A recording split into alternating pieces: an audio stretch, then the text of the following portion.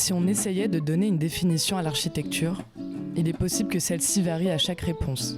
De même que si l'on essayait de mettre des limites à l'application de l'architecture, il est possible que chaque réponse soit différente. Imaginez que pour nous, l'architecte est une araignée. Une araignée explore tous les recoins, elle tisse des liens entre différents points, dessine des formes, en somme, elle crée des toiles. Nous défendons cette représentation de l'architecture comme une toile d'araignée, permettant de rassembler des individus autour d'une question, d'un territoire ou d'un projet.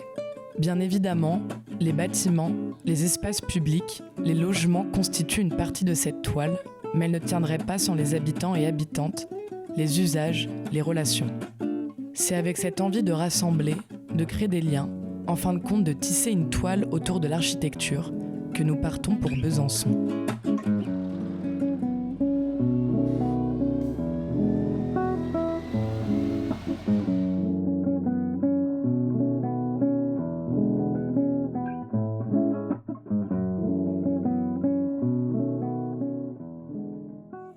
Besançon est une ville construite dans un environnement singulier. Ville militaire et agricole, puis réputée pour son industrie, elle s'agrandit en réponse à ces évolutions. Toutefois, à la fin de la Seconde Guerre mondiale, Besançon prend un tournant dans son développement urbain. La population double entre 1950 et 1970 pour passer de 60 000 à 120 000 habitants et habitantes. C'est construit dans l'urgence dans l'après-guerre, mais ça c'est valable dans toutes les villes de France. Ouais. Loger cette population devient la préoccupation de tous les mandats successifs. Par conséquent, les terrains militaires et agricoles bordant la ville sont rachetés par celle-ci pour y loger les nouveaux arrivants et arrivantes. C'est le début des grands aménagements avec comme but principal offrir un cadre de vie résonnant avec les nouveaux besoins de la population byzantine. Au début des années 50, le quartier de Palante est un des premiers projets d'extension de la ville de Besançon. Deux typologies d'aménagement vont voir le jour afin de créer cette nouvelle cité. L'aménagement dit des grands ensembles, avec la construction de 400 logements aux typologies similaires. En parallèle, un projet d'aménagement porté par l'association des Castors voit le jour au cœur du futur quartier. Ce sont ici plus d'une cinquantaine de pavillons individuels ou jumelés qui sortent de terre par la force collective et la solidarité des futurs habitants et habitantes. Le quartier des Fleurs est né. 54 premières maisons. Ici, il n'y avait que des champs. Dans les années 60, et face à l'augmentation continue de la population, la ville entreprend, avec le bailleur social, la construction de nouveaux grands ensembles. Cette fois, ce seront plus de 800 logements qui seront construits au quartier de Palante. Le quartier des Orchamps, surnommé par la suite les musiciens, sort de terre.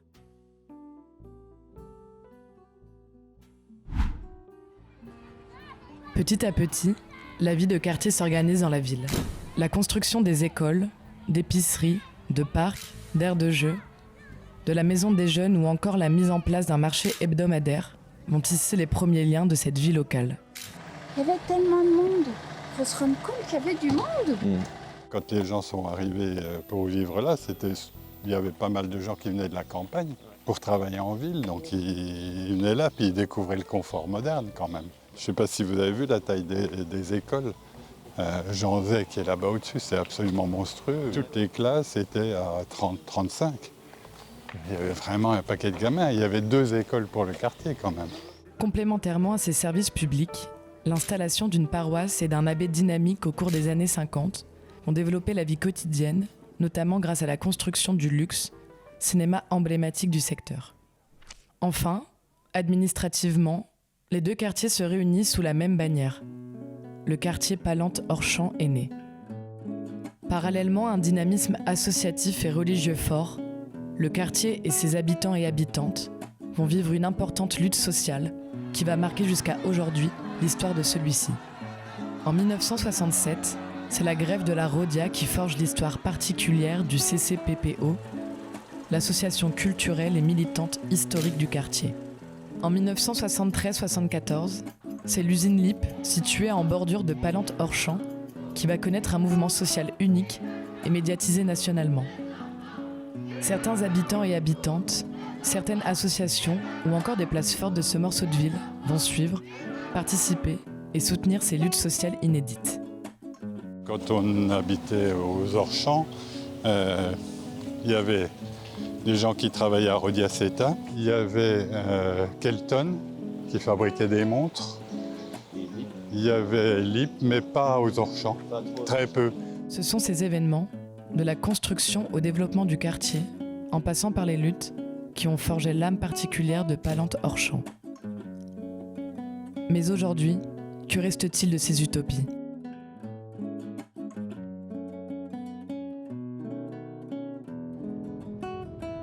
D'un autre côté, comme un peu partout en France avec les années, Palente-Orchamps et sa population évoluent. Passant de 0,5% en 1963 à plus de 25% aujourd'hui, les personnes âgées sont de plus en plus nombreuses, ce qui implique des changements dans l'aménagement, les logements, les services et la vie quotidienne. Quelles sont les répercussions de ces modifications sur la vie de quartier et sur son aménagement ? C'est avec ces questionnements et ces informations en tête qu'une résidence d'architecture est mise en place. Celle-ci est portée par la Maison de l'Architecture de Franche-Comté, au sein du quartier de Palente-Orchamps.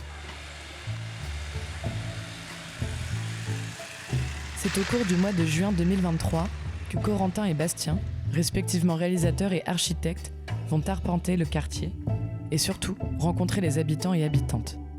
Armés de leurs enregistreurs, de leurs crayons et de leurs caméras, c'est au gré des discussions que des liens se tissent entre les habitants et habitantes, leur quartier et ces deux invités venant de Nantes. Donc je suis toujours restée dans mon quartier. C'est mon quartier. C'est votre quartier.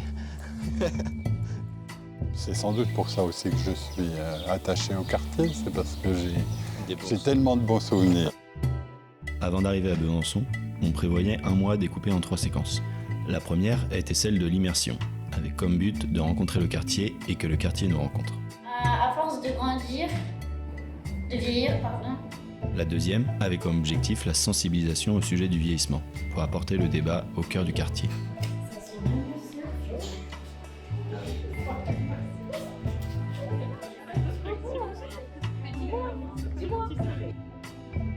Et enfin, la dernière séquence, c'était l'idée de faire des propositions pour faire évoluer le quartier en lien avec les nouvelles problématiques du vieillissement de la population. On a vraiment essayé de construire une réflexion globale avec les habitants et habitantes pour collectivement faire émerger des solutions. Notre démarche reposait sur 2 piliers complémentaires. Le premier, c'était d'aller vers. On a pris contact avec les acteurs du territoire, que ce soit des associations, des structures, des personnes qu'on nous recommandait pour organiser des ateliers, des discussions ou des activités avec eux. Deuxièmement, on avait aussi l'envie de laisser venir spontanément les habitants et habitantes du quartier. Cette idée s'est traduite par l'ouverture d'un lieu au cœur du quartier, dans lequel les habitants pouvaient venir nous voir, nous poser des questions et se rencontrer. Ce lieu, on l'a appelé l'atelier des résidents. Il se situait dans ce local inutilisé depuis plusieurs années à l'angle de la rue Scaramberg et Chopin. En somme, notre démarche, elle avait cette volonté de multiplier les rencontres, pour multiplier les avis et avoir un regard le plus complet possible sur le quotidien du quartier. Enfin, ces protocoles et ces orientations, elles étaient le socle afin d'aborder les questions d'architecture et du vieillissement dans le quartier. En lien avec la Maison de l'Architecture et les chercheurs du projet Caravane, on a défini 3 entrées possibles pour parler de ce sujet avec les personnes qu'on rencontrait. Ça se traduit par 3 échelles de réflexion, à savoir celle du quartier, celle du logement et celle du regard de la société. Celles-ci nous servent aujourd'hui à retranscrire la résidence d'architecture au sein du quartier de Palente-Orchamps. Société. Une société est un ensemble d'individus nourris par chaque personnalité la constituant. Elle rassemble les réflexions et les expériences de vie de chaque individu afin de donner un avis le plus complet sur différentes problématiques. Le vieillissement, pour moi, c'est quelque chose d'assez... C'est quelque chose qu'on voit comme quelque chose d'assez mauvais. Les jeunes, ils ont peur de ça. Mais quand tu vieillis, tu te rends compte que c'est assez génial parce que tu vis des choses en fait. Et si tu vieillis pas, tu vis rien en fait. Non, je vais vous dire la vérité, je n'y pense pas du tout. Je n'y pense pas, mais je comprends que le vieillissement puisse faire peur quand même. En soi, c'est l'avancée de la vie, avec les transformations physiques, physiologiques qui vont avec. Déjà, c'est une loi commune à tout le monde. Déjà, on a de la chance de vieillir. Il y en a qui meurent jeunes. Vieillir, c'est déjà... Quand on commence à vieillir, c'est que c'est des bonus. Il faut reconnaître que la vieillesse, parfois, est mal perçue. Voilà, donc ça fait quand même un petit peu peur. Je suis assez convaincue là, par rapport au nombre de personnes que je peux rencontrer aujourd'hui que c'est vraiment aussi dans la tête. Eh ben, tu sais, le vieillissement pour moi, c'est très dur parce que je vois qu'il y a beaucoup de choses que je ne peux plus faire. Tu vois, dans ma vie active, dans la vie, tout ça, il y a beaucoup de choses que je ne peux plus faire. Et que je sais que plus je vais à l'avant, plus j'aurai besoin de quelqu'un pour m'aider. Tu vois, si tu n'as pas ton fauteuil électrique, si tu n'as pas un fauteuil manuel et quelqu'un qui te pousse, tu peux pas. Tu vois. Mais vieillir, j'ai du mal à accepter. Parce que je me dis, avec ma maladie, je sais très bien que je peux être un jour ou l'autre dans un lit continuellement avec tout oxygène et puis tout ça. Donc je le sais. Alors c'est pour ça qu'il faut profiter de la vie tant qu'on peut. Pour moi, c'est pas catastrophe. Exemple, maintenant comme ça, et passer 10 ans encore moins comme ça. Comme je mors, c'est pas grave. C'est la vie comme ça. Tout le monde mort, et moi aussi mort. Chaque jour, je vais faire quelque chose, ça va. Je crois que ce qui mine la société, ou l'individu, c'est le sentiment d'être inutile. Et c'est brutal. C'est-à-dire on a une activité très intense, on travaille, on a des fois le sentiment d'être bien entouré. Et du jour au lendemain, on bascule dans un monde dans lequel peut-être on n'a pas été suffisamment préparé, psychologiquement en tout cas. Parce que dès qu'on quitte déjà son travail, on s'aperçoit qu'on perd un lien. On est toujours utile, hein, utile à des associations, faire du bénévolat. Il y a même des études qui prouvent que le bénévolat, ça prolonge la durée de vie, hein, donc des gens. Oui, une adaptation aux capacités des gens. Parce que quand vous parliez de la montée qu'on va voir tout de suite, là, ben moi c'est pareil. Depuis ma fenêtre, là, dans ma maison, il y a une petite montée pour moi. Et ben quand on voyait notre voisine qui était âgée monter, et dire que ça va nous arriver, ben ça y est, ça nous arrive de monter une petite pente, si tu es chargé, et de sentir que c'est plus comme avant. Alors, la vieillesse pour moi. Pour l'instant, je n'ai encore pas trop réfléchi, j'ai peu le temps. Mais moi, la vieillesse, ça va être moins de motricité. J'ai peur de perdre la tête, la vue. C'est très, très important pour aller marcher, pour faire tout ce que je veux faire. Parce que je suis une femme active. Alors le jour où je me retrouverai assise dans un fauteuil à ne plus pouvoir faire grand-chose, ça me fait peur. La vieillesse, pour vous, ça représenterait peut-être une peur, quoi. Oui. Ça me fait peur, la vieillesse. Puis voir les gens qui s'en vont parce qu'ils décèdent. Parce qu'il ne faut pas oublier aussi que quand on vieillit, notre corps ne suit plus. Hein, et il faut savoir demander de l'aide. Ouais. Se faire laver, c'est une étape importante. D'abord de bien-être. Une acceptation personnelle. Et puis c'est voilà. Entre être hospitalisé puis de fait de se faire laver, c'est différent que de se faire laver à domicile. Quartier. Un quartier est une division administrative composée d'espaces publics et de bâtiments possédant une histoire, une identité et des habitants et habitantes. Un aspect qui est très important, c'est la mixité sociale ici. On a des gens ici qui habitent depuis la naissance du quartier. Donc c'est un signe que les gens se plaisent ici. Tu peux nous rappeler ton prénom? Bernadette. Bernadette, et puis peut-être nous présenter depuis combien de temps tu habites ici? 24 ans et 2 mois. Vous disiez que vous étiez là depuis 59. Vous avez toujours vécu sur le quartier? Ouais. Vous étiez peut-être les premiers habitants dans ce On bâtiment? était les premiers là. C'est un quartier qui a évolué. Oui, je l'ai vu évoluer. Il y a des bonnes choses et des moins bonnes choses. Et c'est quoi les bonnes choses? Les aménagements pour les enfants. Il y a pas mal de parcs de jeux. Là, vous avez une ludothèque pour les nourrices. Il y a une maison de quartier. Il y a un club de foot. Ce que j'aime bien dans ce quartier, c'est vraiment sa position géographique. Côté Palante, c'est assez calme. On a tout ce qu'il faut. Hors champ, c'est pas très très calme.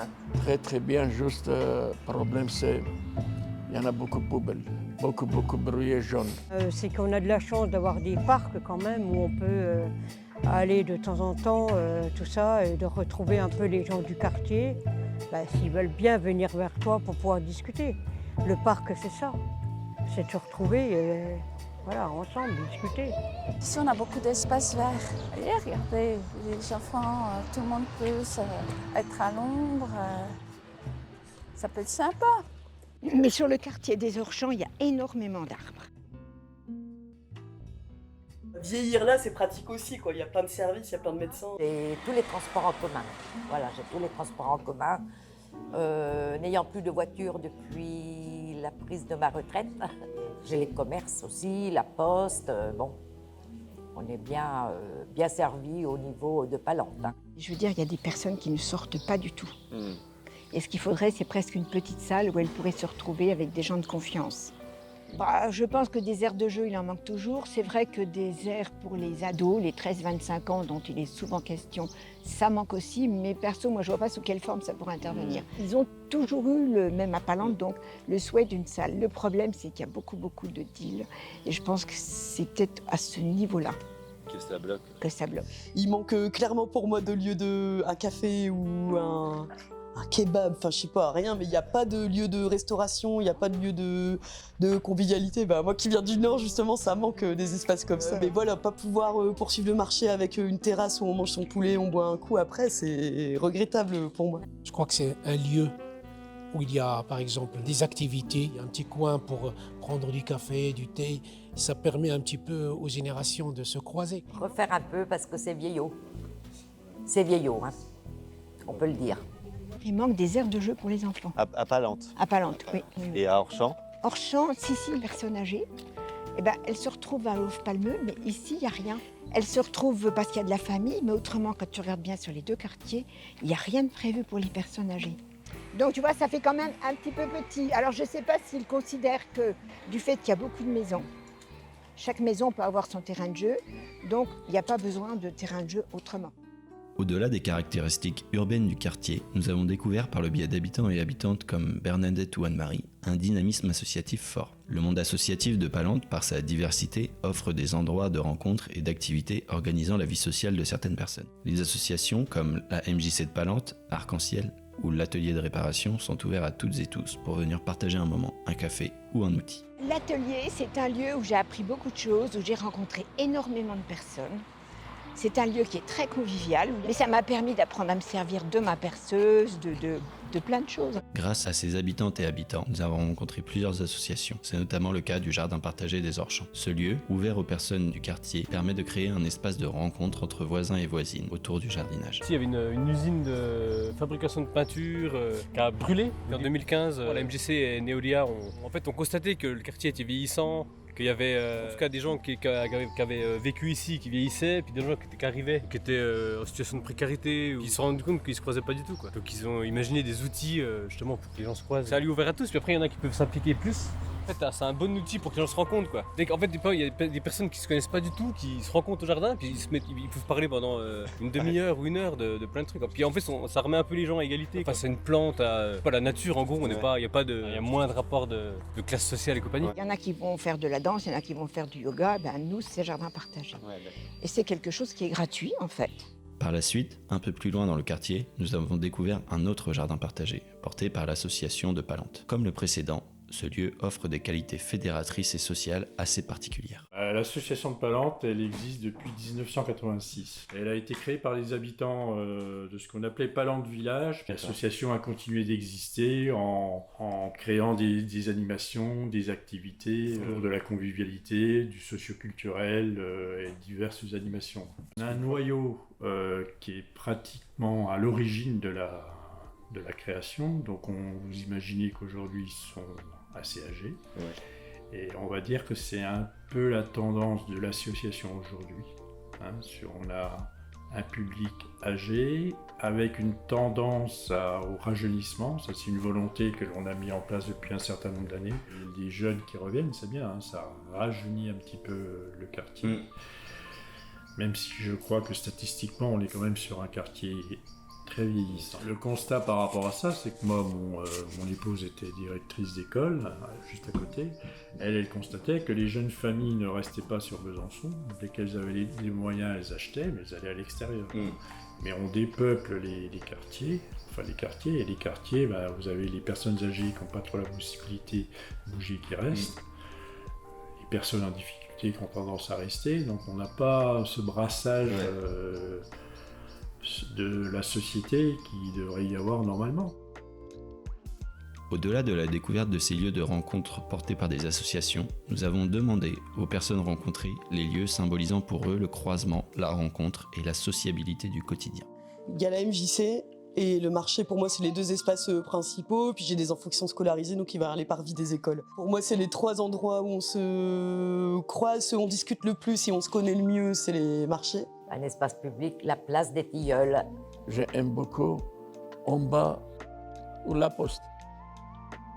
Pour de nombreuses personnes, ces lieux de croisement se situent dans l'espace public. Cependant, nous avons compris que des espaces entourés de 4 murs font parfois office d'espace commun. C'est notamment le cas de la salle commune de la résidence des Lilas ou celle de la Villa Génération. Je marche et puis après je rentre chez moi. Ou alors je vais dans la salle commune. De la Villa Génération. Ouais, Est-ce que vous pouvez y aller tout le temps? Oui. On a demandé à ce que la salle soit ouverte tous les jours. Pour que tout le monde puisse venir. Même s'il y a 3 personnes, il y a ces 3 personnes-là qui se... C'est déjà ça pour ces 3 personnes-là. Qui échangent. Je suis très bien. Là, je peux partir, mon mari, je sais qu'il est en sécurité. Habitat. Un habitat est un lieu que l'individu peut définir comme chez soi, caractérisant sa sphère privée. Cette échelle de définition de la ville est souvent vulgarisée comme celle du domaine privé. Cependant, chaque habitant et habitante peut en faire sa propre définition. Vous êtes employé pour Iliad pour faire vivre le lieu, Voilà, c'est ça.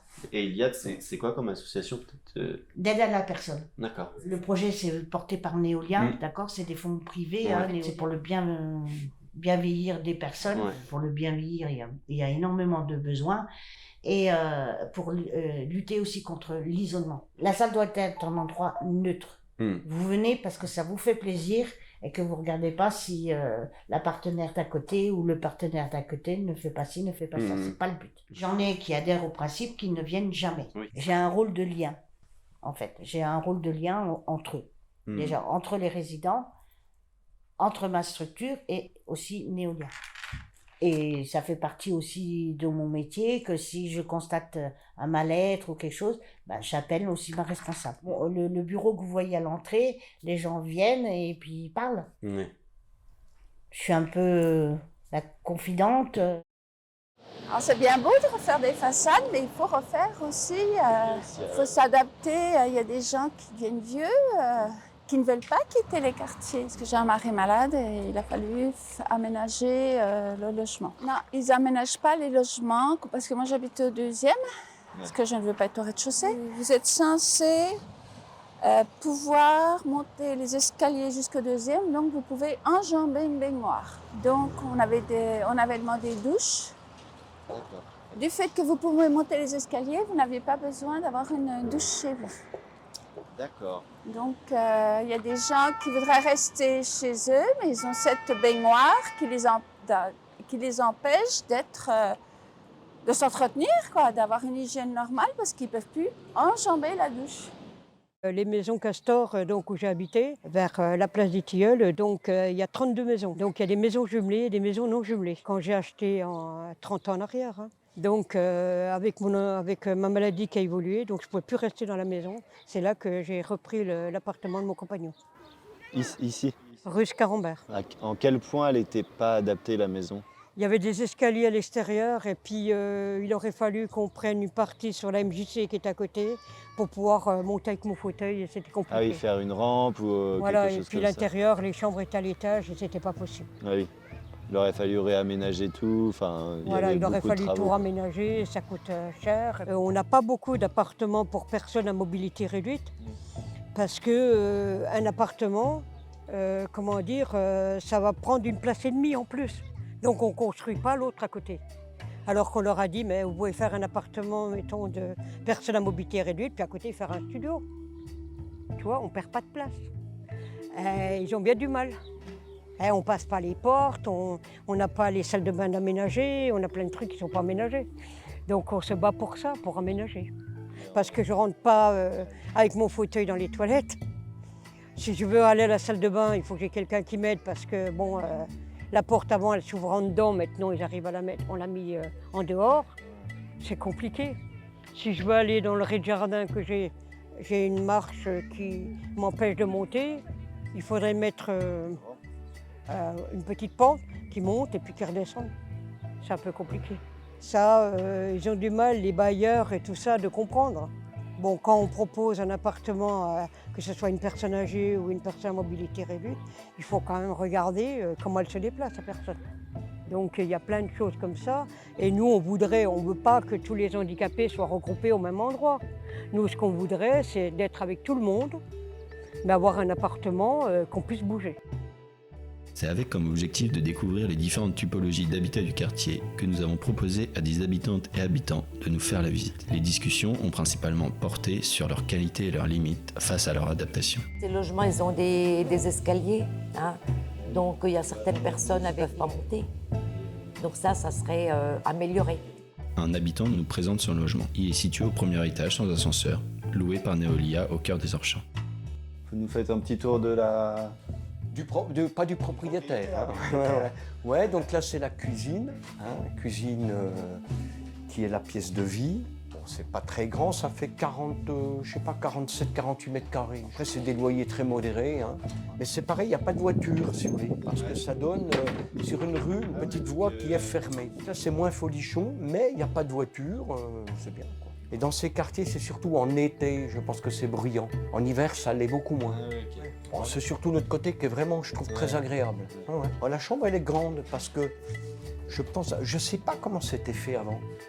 Mais la chambre est grande, je trouve. Bah ouais, hein? c'est spacieuse. Ouais. Voilà. Mais c'est bien parce qu'en fait, l'appartement a été rénové. Donc il a fallu faire des travaux sur la chaudière. Pendant plusieurs mois, j'avais pas vraiment d'eau chaude. J'avais de l'eau chaude pendant quelques jours, après ça retombait en panne. Mais là, le problème est, je pense, définitivement réglé. Sinon, il y a une salle de bain. Alors, pareil, elle a été refaite, donc c'est sympa. En plus, avec une luminosité naturelle, c'est bien. Là, enfin, là, il y a un petit cagibi, là. Voilà. Alors, le seul petit inconvénient... Qui est partagé entre les deux. Ouais, c'est qu'il est partagé et que donc quand les gens rentrent dans l'équivalent de cela, bon, on peut les entendre, quoi, quasiment. Pourquoi vous appréciez cet appartement? Eh ben pour la vue, surtout pour cette pièce de vie qui donne sur un square qui est vraiment agréable, avec des cèdres, avec platanes, saules pleureurs.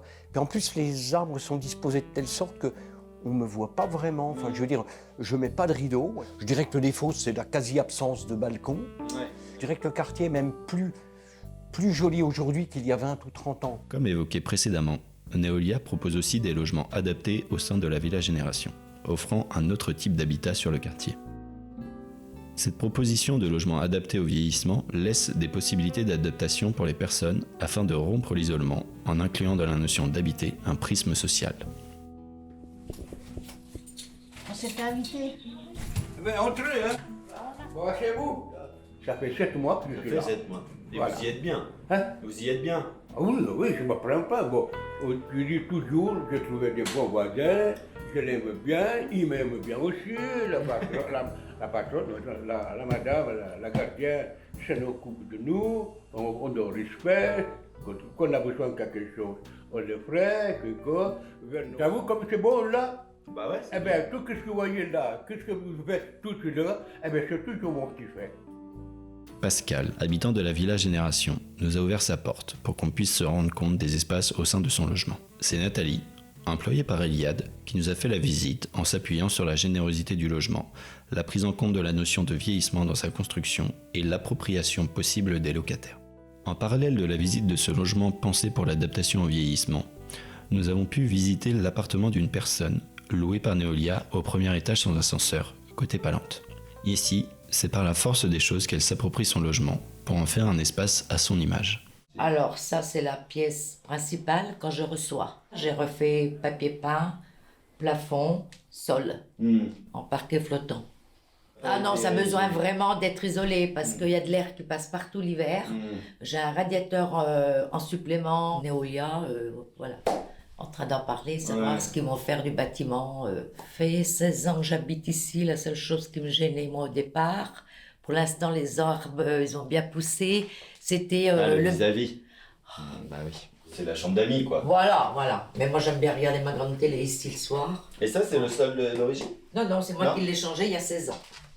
Là, c'est juste pour dormir. Là, j'ai tout refait. Alors là-bas, j'ai refait le papier, vous avez vu aussi, le plafond. Là, j'ai refait les papiers. Le lino, c'est Neolia qui me l'ont posé quand je suis arrivée. C'est parce qu'il était vraiment dégueu. Ils m'ont dit non, on va vous refaire le lino de la chambre. Et là, la salle de bain, alors ça, c'est une pièce qui est très petite par contre. Hein. C'était déjà une douche quand vous êtes arrivé? Oui, et c'est resté.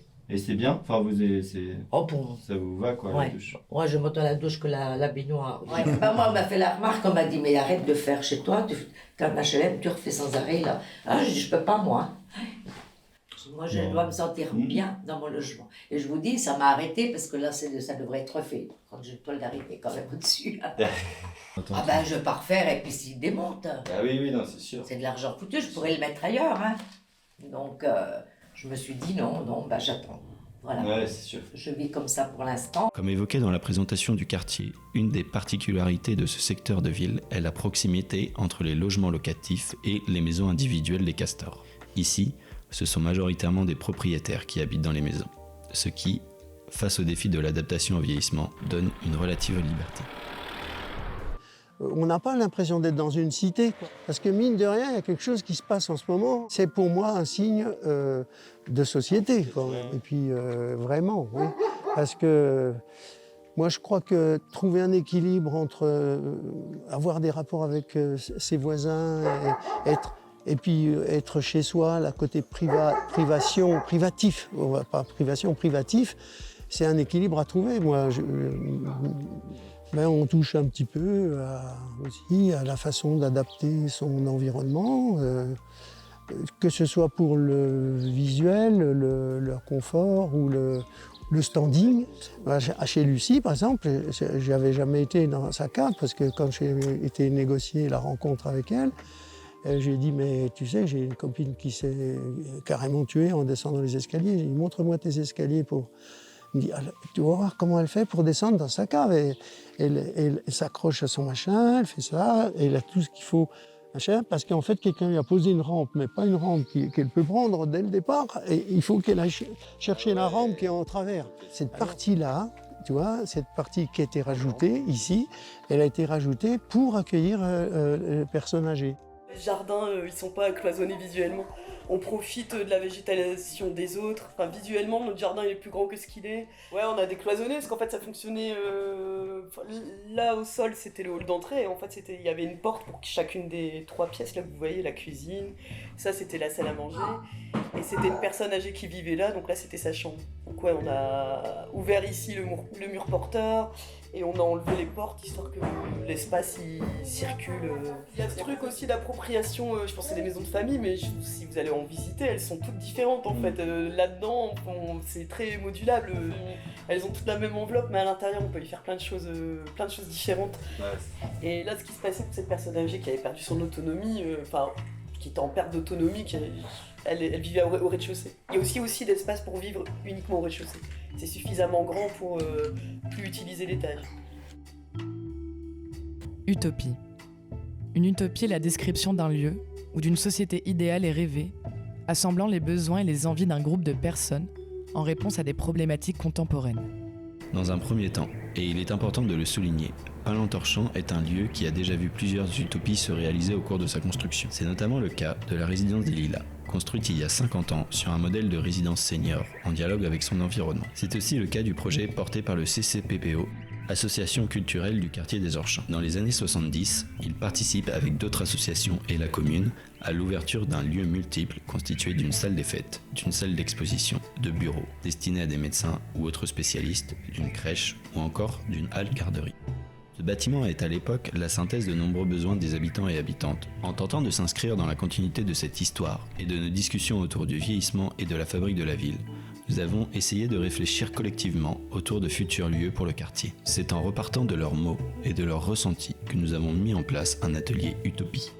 Je sais pas, à la limite, tu vois, peut-être que l'idée qui me vient maintenant, c'est que le marché qui a lieu toujours place des Tilleuls, eh bien, il aurait de temps en temps, il aurait lieu place Olof Palme, 1 sur 2.